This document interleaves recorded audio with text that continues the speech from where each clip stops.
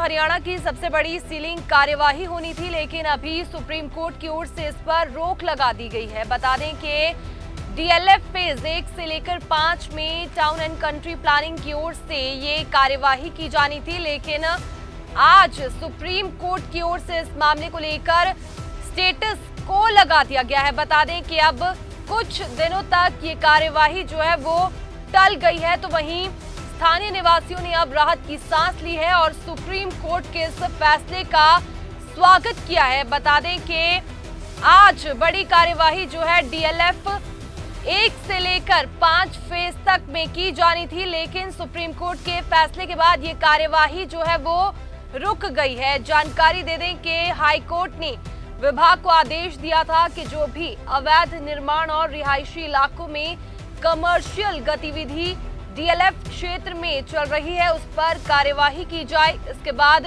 विभाग ने नोटिस जारी किया और लोगों को रिस्टोरेशन करने का समय दिया और आज से 11 दिन के लिए विभाग ने सीलिंग कार्यवाही करने का प्लान बनाया, लेकिन कार्यवाही से पहले ही सुप्रीम कोर्ट का फैसला आ गया और सुप्रीम कोर्ट ने फिलहाल कुछ समय के लिए सीलिंग कार्यवाही को रोक दिया है। तो वहीं से लेकर स्थानीय निवासियों का कहना है कि अगर सीलिंग और तोड़फोड़ की कार्यवाही इलाके में हुई तो हजारों लोग बेरोजगार हो जाएंगे।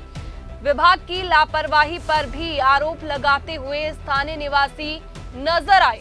हम सुप्रीम कोर्ट का अपने तहे दिल से शुक्रगुजार करते हैं और सरकार से गुहार लगाना चाहते हैं सीएम साहब सैनी साहब से।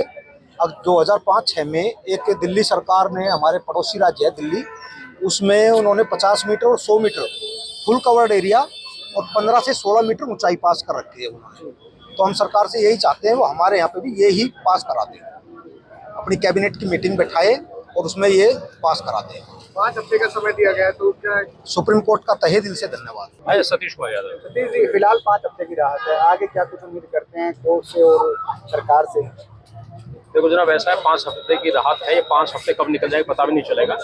इसके पीछे तो हमें बहुत भागदौड़ करनी पड़ेगी। हमें प्रशासनिक अधिकारियों से मिलेंगे, अपने एमपी साहब हैं, एमएलए साहब एवं मुख्यमंत्री साहब से मिलने तक हम प्रयास करेंगे और अपनी एक राहत लेके लिए हम तो हाथ जोड़ के विनती कर सकते हैं। हमसे गलती हुई है, इनको जो भी कुछ हुआ है उसको सरकार भी जानते हैं, हम भी मानते हैं। जहाँ तक रहा कॉमर्शियल एक्टिविटी में मैक्सिमम अपना बंद कर दिया, आप जाके सर्वे कर सकते हैं। और था भी क्या, छोटी छोटी दुकानें थी, क्योंकि वो सभी सुविधाएं यहाँ पे और अवेलेबल नहीं है।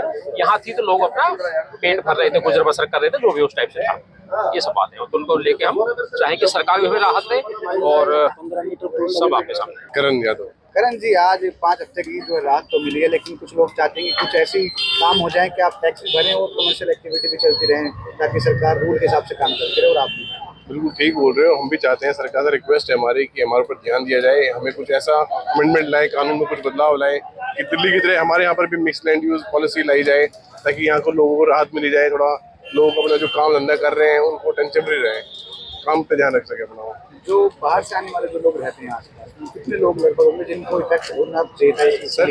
इससे कई हजार परिवार इफेक्ट पड़ेगा सर, क्योंकि एक छोटी सी दुकान में भी 3-4 लड़के रहते हैं, सबका परिवार उन पर डिपेंड रहता है। तो छोटा छोटा करके बहुत बड़ा स्केल होता है इस चीज का। तो उम्मीद करेंगे कुछ लिमिटेड स्पेस जो है कमीशन के लिए दे दिया जाए। बिल्कुल, कम से कम नीचे हम ये करते हैं कि दिल्ली की तरह ग्राउंड पे कमर्शियल एक्टिविटी चालू हो जाए। छोटी मोटी दुकानें यहाँ पर बेसिक चीजें हैं, ग्रोसरी की होगी, सैलून हो गए, जिम हो गए, ये केमिस्ट्री दुकान है, ये चीजें यहाँ पर।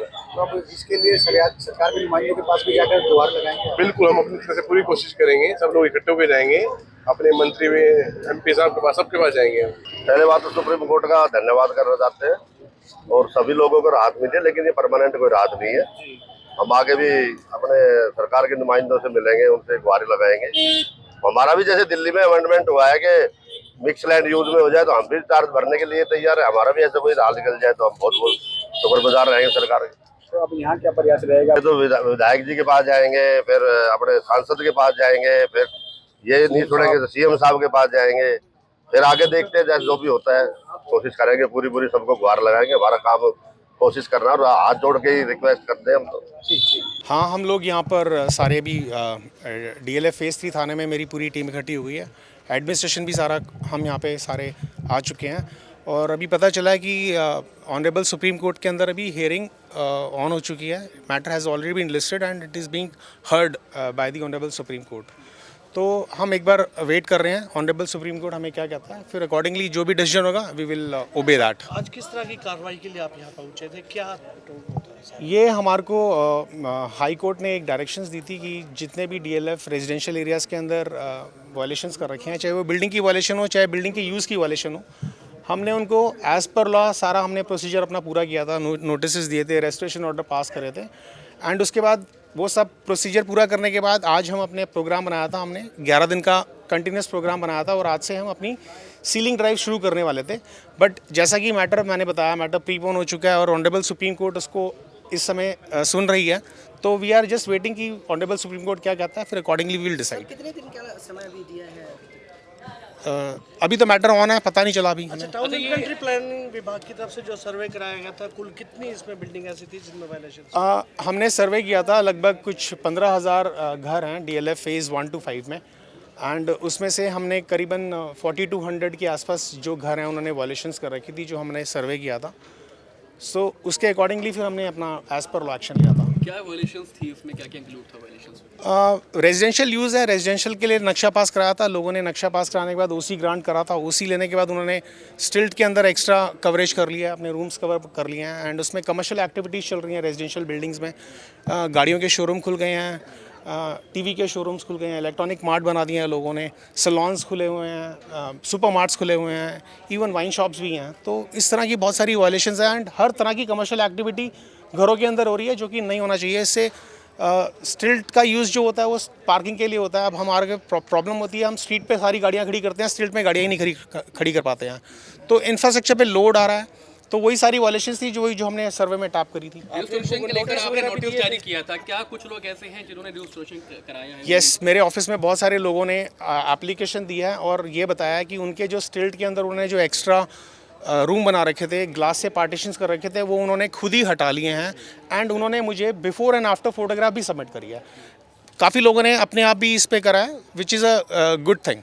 क्या अभी आगे भी ये जो आपका जो सर्वे चल रहा था पिछले दिनों, क्या अभी भी आगे चलता रहेगा और जारी रहेगा? या संख्या बढ़ सकती है? जैसा कि मैटर अभी ऑनरेबल सुप्रीम कोर्ट में है, तो हमारे को जो भी आदेश आएंगे हम उसको फॉलो करेंगे, ओबे करेंगे, और जो भी हमें फर्दर डायरेक्शंस होंगी वी विल डू दैट। अच्छा, लोगों से क्या अपील है, क्या लोग अभी भी सुधार कर सकते हैं अपनी बिल्डिंग्स में? डेफिनेटली लोगों के हाथ में सब कुछ है। अगर लोग अभी भी उनको लगता है कि उन्होंने पता है उन्होंने क्या वायलेशंस कर रखी हैं, वो अपनी बिल्डिंग को खुद रीस्टोर कर देते हैं, तो it will be a help to the administration. Government की हेल्प ही करेंगे, वो इंफ्रास्ट्रक्चर इंप्रूव होगा, रेजिडेंशियल एरियाज़ का जो नेबरहुड है वो पीसफुली रहेगा, उसमें न्यूसेंस वैल्यूज़ कम हो जाएंगी।